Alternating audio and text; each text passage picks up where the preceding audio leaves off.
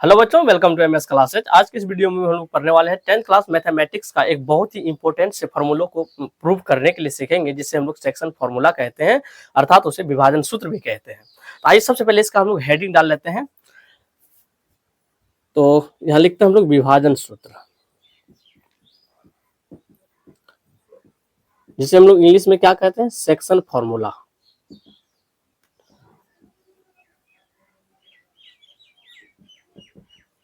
ठीक है बच्चों। अच्छा, इस फॉर्मूले को सिद्ध करने के लिए हमें एक ग्राफ की आवश्यकता पड़ता है, जो कि हम लोग यहाँ पर एक ग्राफ बना लेते हैं। ये एक डंडा हुआ, एक डंडा ये हुआ। अच्छा, तो इसको हम लोग क्या बोलते हैं, एक्स एक्स बोलते हैं, और इसको क्या बोलते हैं हम लोग, वाई एक्स बोलते हैं। ठीक है, और इसको कभी कभी हम लोग भुज भी बोलते हैं, और इसको कभी कभी कोटि भी कहा जाता है। तो हमने कहा यहां पर एक बिंदु है, ठीक, और यहां भी एक बिंदु है, ठीक।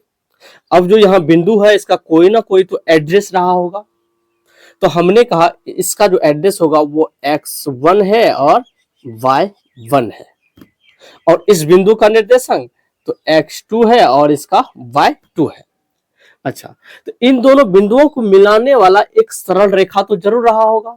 तो यहां हम लोग इसको क्या करते हैं, मिला देते हैं, बिल्कुल सरल रेखा एक रहा होगा। ठीक है,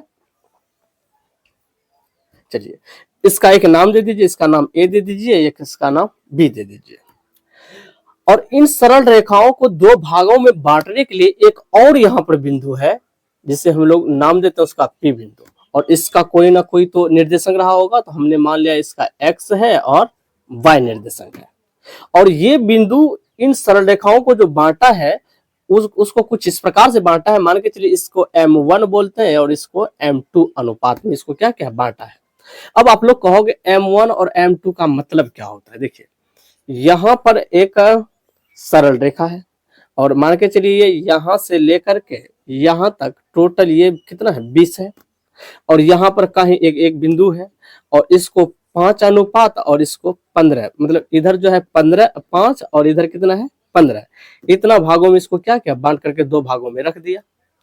और हमने कहा ये होगा M1 और ये हो जाएगा M2। यदि सेम रहता तो हमें पता चलता क्या, इसको भी M मानते इसको भी M मानते, तो हमको पता चलता क्या ये बड़ा है या ये छोटा है, नहीं है। इसलिए हम लोग क्या करते हैं, यहाँ पर M1 लगाते हैं और M2 लगा देते हैं। जितने अनुपात में वो बांटता है वही ये क्या है, ये अनुपात है। ठीक है बच्चों, अब इसको मिटा रहे हैं। तो अब हम लोग क्या करते हैं, अब यहाँ से पूछा जाए कि यहाँ जो ये बिंदु है, यहाँ से लेकर के यहाँ तक की जो बिंदु है, इसका दूरी कितना होगा, तो आप क्या बताओगे। तो यहाँ से लेकर के यहाँ तक की जो दूरी होगा वो हो जाएगा, यहाँ क्या है x1 है ना, आप इसको ऐसे थोड़ा लगा दीजिए, ये x1 है तो ये हो जाएगा x1। ठीक है बच्चों। अच्छा, यदि आपको पूछा जाए कि इस बिंदु का मतलब यहाँ से लेकर के यहाँ तक दूरी कितना है, तो आप क्या बताओगे। इस तरीका से आप डैश डैश से आओगे, तो यहाँ से लेकर के यहाँ तक की दूरी जो है वो कितना कहलाएगा, वो x है ना, यहाँ पर x हो जाएगा। ठीक है। अच्छा, अब बात करते हैं इस बिंदु का दूरी, इस मूल बिंदु से नापेंगे तो देखते हैं ये कितना होता है। यहाँ क्या x2 है, तो यहाँ से लेकर के यहाँ तक की दूरी होगा वो कितना हो जाएगा, वो x2 हो जाएगा। एकदम आराम से समझेंगे, कोई ये रॉकेट चीज नहीं है। ठीक, अब बात किया जाए यहाँ से लेकर के इस बिंदु की दूरी, यानी यहाँ से लेकर के यहाँ तक ऊपर ये कितना गया होगा, तो आप इसको इस तरीका से दिखा सकते हैं। तो यहाँ से लेकर के यहाँ तक की जो दूरी होगा वो हो जाएगा यहाँ कितना, y1, तो लिखेंगे यहाँ पर y1। ठीक है बच्चों। अच्छा, यहाँ से लेकर के इस बिंदु का यदि देखा जाए y वाला भाग, तो कितना हो जाएगा इसका y। तो हम लोग कहेंगे यहाँ से लेकर के यहाँ तक की जो दूरी है ये कितना है, y।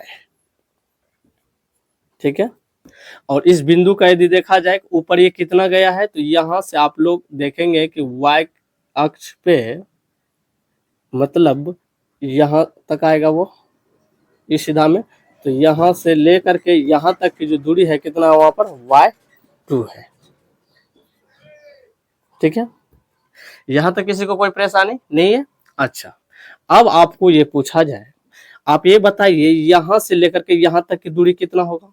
तो आप लोगों को अच्छी तरीके से मालूम है यहां से लेकर के यहां तक जो है वो कितना है, वो x है, और यहां से लेकर के यहां तक कितना x1 है। तो इस वाला बड़े वाले में से छोटे वाले को हम लोग क्या करेंगे, माइनस कर देंगे, तो ये वाला नहीं निकल जाएगा क्या। तो यहाँ पर हो जाएगा वही सिचुएशन, यहाँ पर x और माइनस का हो जाएगा यहाँ पर कितना x1। यदि आपको ये पूछा जाए ये वाला दूरी कितना होगा, तो आपको मालूम है यहां से लेकर के यहां तक की दूरी जो है वो कितना है, वो x2 है। तो और यहां से लेकर के यहां तक की दूरी तो मालूम है x, तो यहाँ की दूरी कितना होगा, इसमें से यदि हम इसको माइनस कर दूं तो ये वाला दूरी निकल जाएगा। तो हम लोग यहाँ पे लिखेंगे x2 और माइनस का यहाँ पर हो जाएगा x। ठीक है बच्चों। अब अगला यहाँ आता है, आपको ये पूछा जाएगा यहां से लेकर के यहां तक की दूरी कितना होगा। तो आप अच्छी तरीका से देख रहे हैं यहाँ पर यहां से लेकर के यहां तक y है और यहां से लेकर के यहां तक y1 है। यदि इस इन में से इसको हम लोग क्या करें, माइनस कर दूं, तो ये वाला दूरी नहीं निकल जाएगा। देखिए यहाँ पर हो जाएगा y और माइनस का y1। ठीक है। अच्छा, अब पूछा जाए कि यहां से लेकर के और यहां तक की दूरी कितना हो जाएगा। तो आपको अच्छी तरीका से मालूम है यहां से लेकर के यहां तक की दूरी कितना है, y2 है। तो यहाँ पे लिख देते हैं y2, और यहां से लेकर के यहां तक की जो दूरी है वो कितना है, y है। तो इसको माइनस कर दो यदि y से, तो ये यहाँ की दूरी निकल जाएगा। ठीक है बच्चों, यहाँ तक समझ में आया। काफी घोच पोच लगता है देखने में, एक आध बार अब फिर से आप वीडियो रिपोर्ट करके देखोगे ना तो फिर समझ में आ जाएगा, और बहुत ईजी होता है, ये कोई रॉकेट चीज नहीं है। ठीक है ना। अच्छा, यदि मैं कहूं इसको यदि यहां से इस तरीका से ऐसे मिला दिया जाए, ठीक है, यहाँ पर इस बिंदु P को अच्छे जगह लीजिएगा, और यहां से इन बिंदु को ऐसे मिला दिया जाएगा तो कोई ऐतराज नहीं है। और यहाँ पर दो त्रिभुज हमारे सामने आ गया। बस इन्हीं दो त्रिभुज को हम लोग यदि समरूप साबित कर दूं तो बस उसके जरिए हम लोग फॉर्मूला को क्या करेंगे, प्रूव कर लेंगे। ठीक है। अब आप लोग कहोगे कि सर इस त्रिभुज का ही क्यों हम लोग इस्तेमाल किए। देखिए, किसी भी चीज को पाने के लिए या कहीं जाने के लिए एक लक्ष्य होना जरूरी होता है, एक आधार होना जरूरी होता है। उसी प्रकार से इस फॉर्मूले को प्रूव करने के लिए हमको इस दो फॉर्मूले की आवश्यकता पड़ता है, इसलिए इस फॉर्मूले से हम लोग चलेंगे। ठीक है।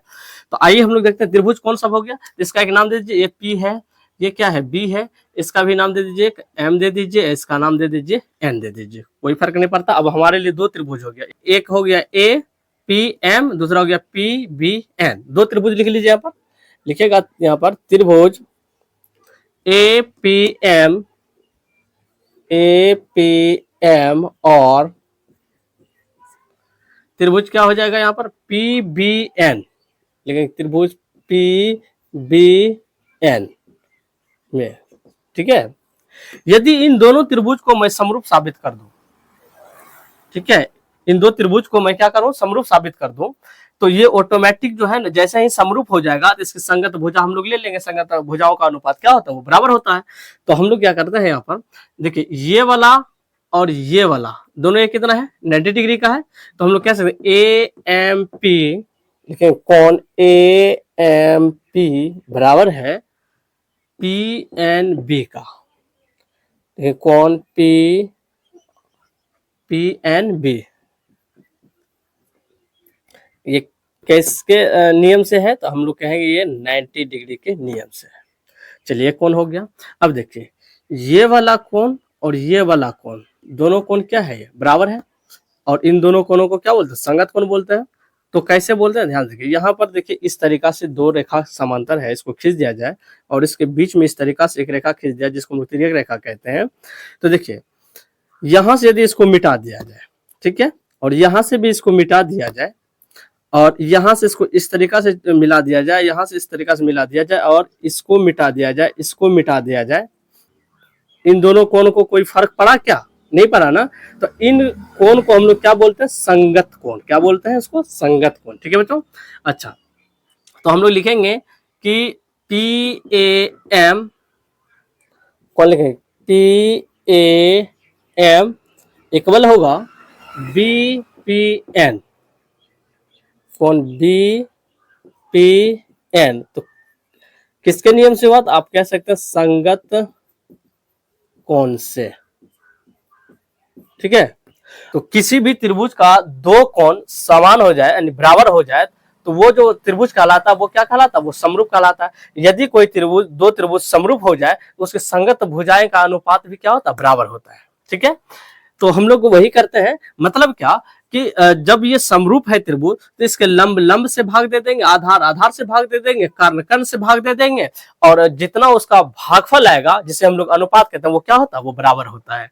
तो हम लोग लिखेंगे, यहां से लिखेंगे कि इसलिए त्रिभुज ए पी एम समरूप है त्रिभुज बी पी बी एन के। ठीक है, जब ये समरूप है तो इसका ले लीजिए आधार, और आधार कितना है यहाँ पर, इसका ए एम, और इसका आधार कितना है इस त्रिभुज का, पी एन, तो लिख लीजिए यहाँ से पी एन बराबर, इसका लंब ले लीजिए एम पी, यहाँ पे पी है तो पी एम लिखिए या एम पी लिखिए, तो पी एम, और इसका ले लीजिए बी एन, और इसका कर्ण ले लीजिए ए पी, और इसका ले लीजिए कितना कर्ण, पी और बी।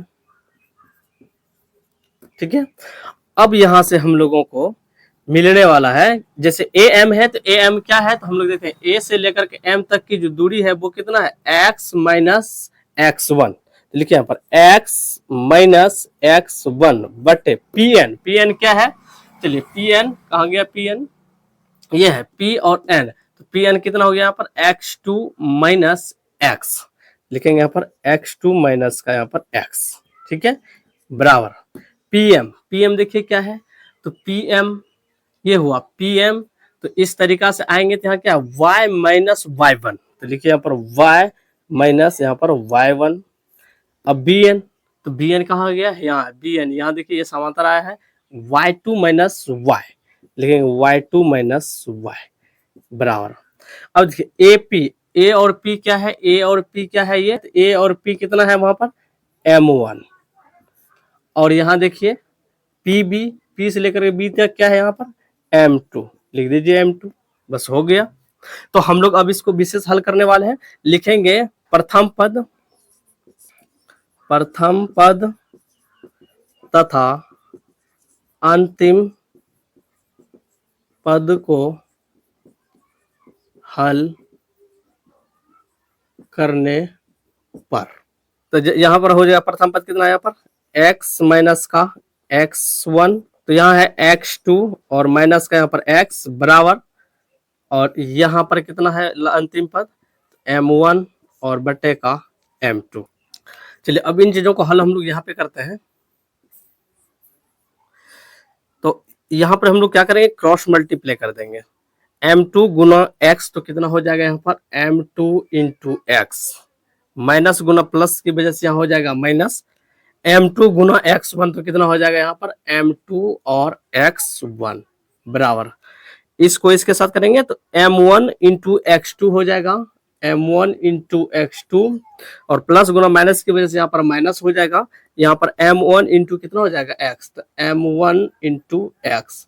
अब हम लोग क्या करेंगे, x वाला को इस साइड ले आएंगे और m2 x1 को उस साइड लेकर के चले जाएंगे, तो यहाँ पे लिखेंगे m2x, ये माइनस में इस साइड आएंगे तो क्या हो जाएगा यहाँ पर प्लस का m1 और x बराबर, इधर कितना है m1 x2, ये माइनस में इस साइड आएंगे तो प्लस में हो जाएंगे m2 और x1। तो यहाँ देखिए कॉमन क्या रहा है, x आ रहा है, तो आप x को कॉमन ले लीजिए, तो यहाँ पर कितना बचा m2 और प्लस का यहाँ पर m1, और इधर कितना बचा m1 और x2 और प्लस इधर m2 और x1, ये देखिए गुना में साइड भेजेंगे तो क्या हो जाएगा, ये भागा में, तो x बराबर हो जाएगा यहाँ पर m1 x2 प्लस इधर m2 और x1, और डिवाइडेड बाय कितना हो जाएगा यहाँ पर m2 प्लस का यहाँ पर m1। ठीक है, ये तो x का मान आ चुका है।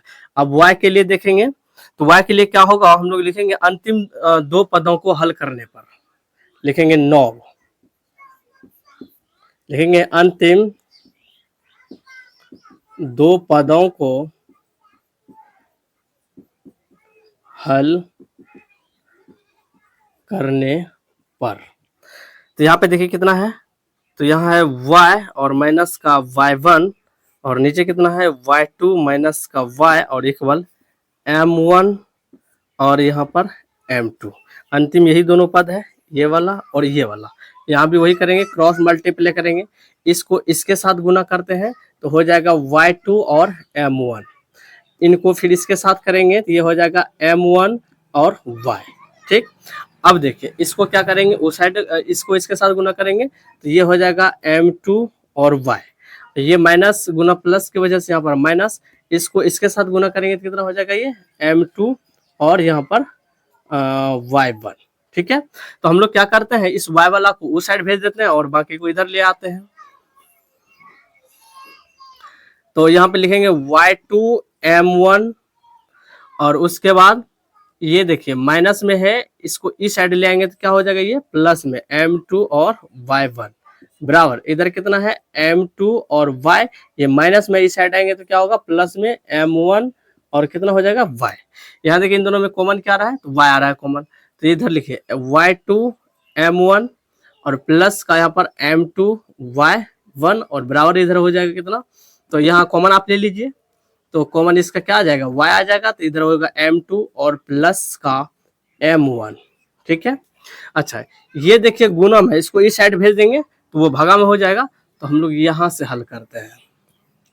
यहाँ पर आप ऐसे भी, यहाँ जैसे y2 इंटू m1 है तो आप m1 इंटू y2 भी लिख सकते, जैसे देखिए 2 इंटू 3 है तो इसका भी मान 6 होगा, यदि 3 इंटू 2 लिखेंगे इसका भी मान कितना होगा 6 होगा, ये इधर रहे या इधर रहे दोनों गुणम है तो कोई फर्क नहीं पड़ता है, तो हम लोग थोड़ा सजा के लिख लेते हैं।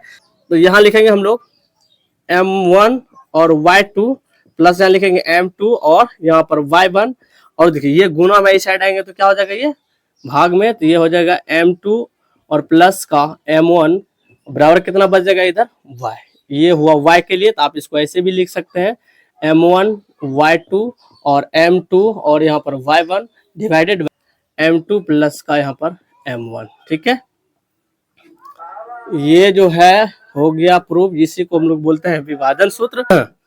तो आप फाइनली यहाँ पे कह सकते हैं विभाजन सूत्र, यानी x पहले लिखिए उसके बाद y लिखिए, तो पहले x वाला प्रूफ जो किए हैं उसको लिखिए, तो वहां से m1 और x2 प्लस यहाँ पर हो जाता है m2 और यहाँ पर x1 डिवाइडेड बाय हो जाएगा m1 प्लस m2, और y का लिखना चाहते हैं तो यहाँ कॉमा है, यहाँ भी कॉमा है, तो लिखिएगा यहाँ पर m1 तो y2 दे दीजिएगा, और यहाँ पर क्या था आया है तो m ये जैसे 2 लिखते हैं तो यहाँ पर y1 हो जाएगा डिवाइडेड बाय हो जाएगा m1 प्लस का m2। इसको एक ट्रिक से भी आप बात कर सकते हैं, m1 है तो x2 हो गया, प्लस m2 है तो x1 दे देंगे, बट m1 प्लस m2 दे देंगे, यहाँ m1 लिखे तो y2 हो जाएगा y के लिए, और m2 है तो y1 दे देंगे, m1 प्लस m2 हो जाएगा। तो यही था विभाजन सूत्र, ये कोई बड़ा रॉकेट चीज नहीं था। तो उम्मीद करते हैं आपको ये समझ में आ गया होगा, तो समझ में आ गया तो आप इस वीडियो को लाइक करें, शेयर करें दोस्तों में, यदि आप इस चैनल पे पहली बार हैं इसे सब्सक्राइब जरूर करें। हम लोग इसी तरीका से आगे बढ़ते रहेंगे और पढ़ते रहेंगे। बने रहे MS क्लासेस। आज के इस वीडियो को यहीं पर एंड करते हैं। थैंक्स।